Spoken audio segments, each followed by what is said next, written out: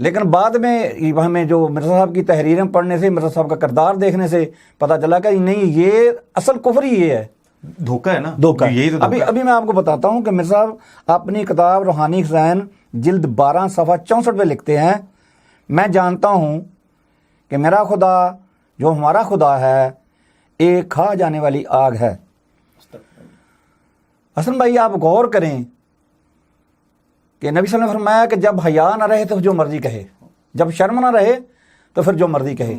اب اللہ کیا کہتا ہے قرآن میں؟ اللہ نور السماوات والارض، اللہ زمین و آسمان کا نور ہے، اور مرزا کیا کہتا ہے؟ ایک کھا جانے والی آگ ہے۔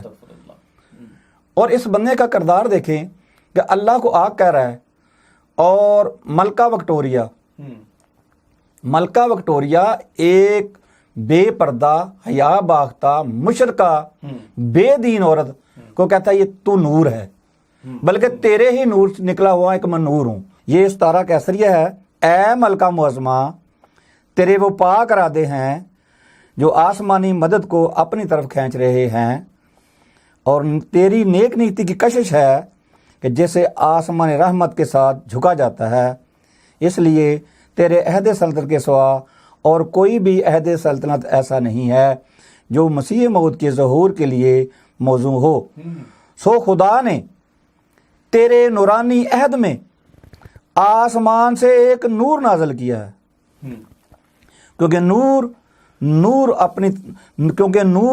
نور کو اپنی طرف کھینچتا ہے، اور تاریکی کو کھینچتی ہے۔ اب ہم کیا کرتے؟